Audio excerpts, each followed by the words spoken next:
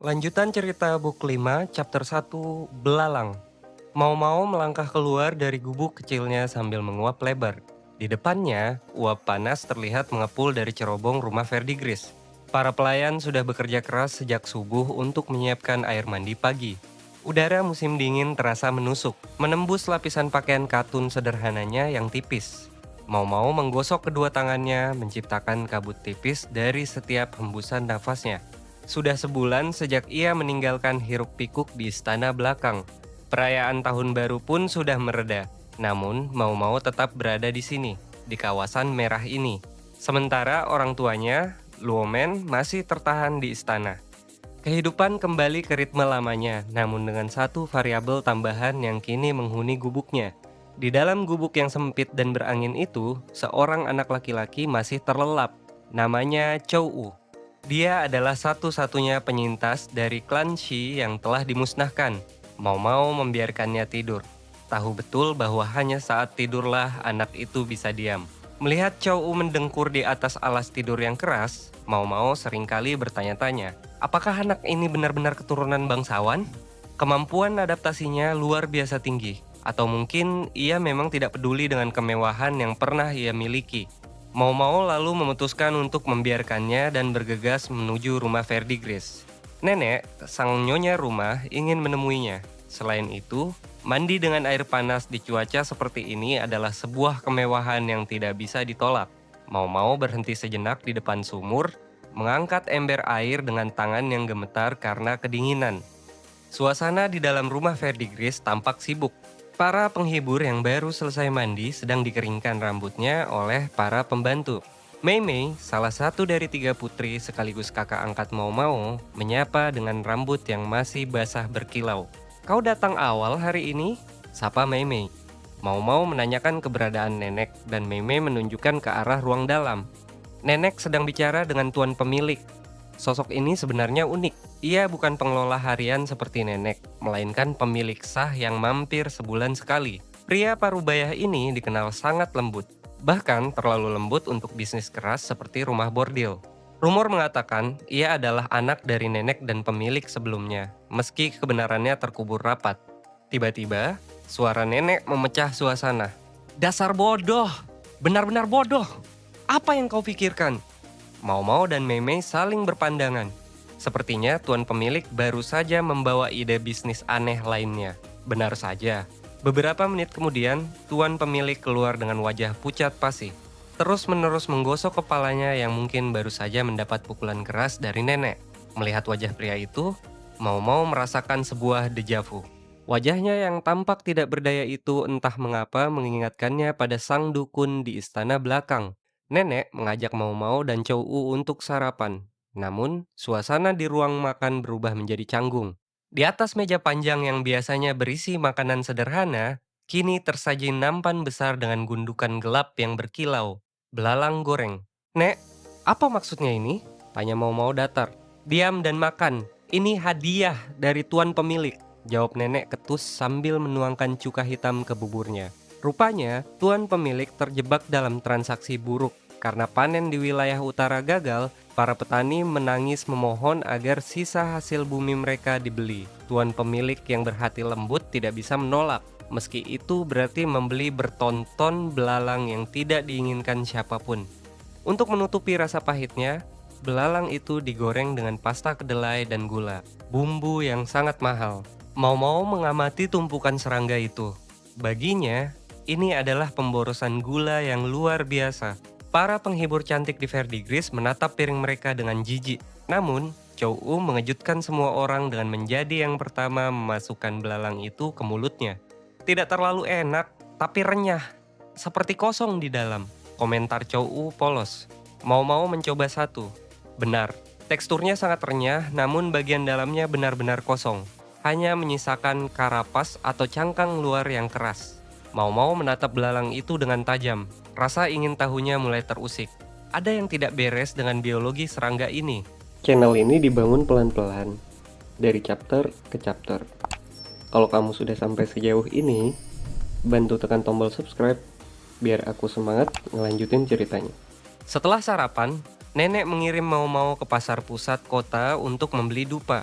Chow memaksa ikut dengan cara mengamuk di tanah, sehingga mau-mau terpaksa menyeretnya sepanjang jalan raya utama. Pasar ibu kota adalah urat nadi perdagangan. Dari sini, istana terlihat megah di ujung jalan. Seolah mengingatkan mau-mau bahwa pengalamannya bekerja di sana mungkin hanya sebuah mimpi. Namun, kondisi pasar mulai berubah. Dampak pemberontakan klan Shi terasa jelas. Pasokan biji-bijian dan kayu dari utara berkurang drastis, digantikan oleh buah-buahan kering dan tekstil dari barat dan selatan. Dan di sana, mau-mau kembali melihatnya. Belalang rebus dijual di mana-mana. Siapa yang mau membeli cangkang berongga seperti itu? Celetuk Chow. Mau-mau langsung menutup mulut bocah itu. Namun ia teringat sesuatu. Chow, bagaimana kau tahu kalau serangga itu kosong berarti panen buruk? Chow tampak bingung. Ia memegangi kepalanya yang lumpuh sebagian. Ingatannya masih compang-camping setelah peristiwa tragis klan Shi. Aku tidak ingat pasti. Aku hanya merasa pernah mendengar bahwa serangga yang garing berarti bencana besar bagi tanaman. Sebagai imbalan atas ingatannya, Chow meminta kertas dan kuas. Mau-mau lalu terpaksa membelikan kertas kualitas menengah meski bocah itu sempat menunjuk kertas paling mahal. Sekembalinya ke rumah Verdigris, Chow mulai beraksi.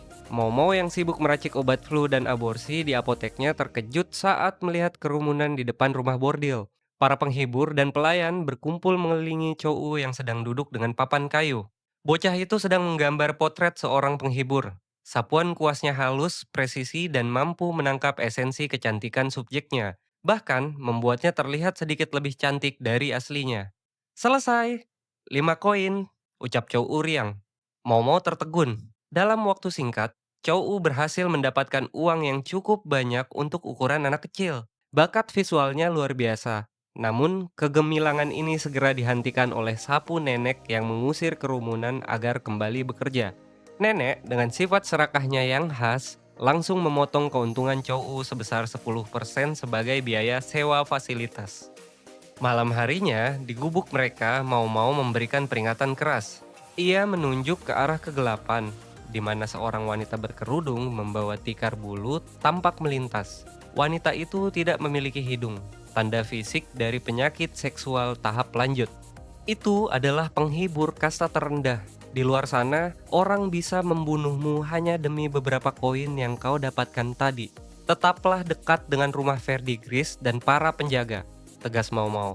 Chow yang biasanya nakal, terdiam dan mengangguk dengan mata berkaca-kaca. Distrik ini mungkin terlihat ramah di siang hari, tapi ia menyimpan predator mematikan di balik bayang-bayangnya. Keesokan paginya, mau-mau menemukan Chow sudah sibuk dengan kuasnya sejak subuh. Kali ini, ia tidak menggambar wanita, melainkan serangga. Detailnya begitu nyata hingga membuat mau-mau sedikit mual. Chow menunjukkan 2 gambar yang berbeda. Ini belalang biasa, tunjuknya pada gambar pertama. Dan ini belalang yang kulihat di buku tentang panen buruk. Kakinya lebih panjang, warnanya berbeda, dan mereka lebih agresif. Mau-mau tertegun. Ini adalah bukti ilmiah tentang fase belalang. Ketika populasi meledak dan pasokan makanan menipis, belalang mengalami perubahan fisik. Sebuah fenomena yang mendahului wabah besar. Mau-mau menyadari implikasi politiknya. Jika wabah belalang melanda sekarang, rakyat akan menganggapnya sebagai kutukan surgawi atas penghancuran klan Shi oleh kaisar. Ini bukan sekedar masalah perut, tapi ancaman stabilitas negara. Didorong oleh rasa ingin tahu, mau-mau pergi ke toko buku bekas yang suram dan berbau apek. Toko ini biasanya hanya menjual fiksi erotis untuk kebutuhan istana belakang, namun terkadang menyimpan harta karun yang tak terduga. Di sana, mau-mau menemukan sebuah buku tebal bergambar burung. Saat ia membukanya, jantungnya berdegup kencang. Catatan pinggir yang ditulis tangan di halaman-halaman buku itu, ia mengenalinya. Itu adalah tulisan yang sama dengan yang ia lihat di buku penelitian tentang ramuan keabadian saat ia dikurung dulu. Buku-buku ini adalah bagian dari koleksi klan Shi. Munculnya buku ini di pasar bebas, berarti rahasia masa lalu klan tersebut mulai bocor keluar. Mau-mau menutup buku itu dengan tangan gemetar. Misteri tentang klan Shi, wabah belalang, dan ramuan keabadian ternyata saling bertautan dalam sebuah jaring yang lebih besar dari yang ia bayangkan. ceritanya sampai sini dulu. Kalau kamu suka cerita ini, dukung dengan subscribe supaya aku bisa terus bagiin kisah berikutnya. Sampai ketemu lagi.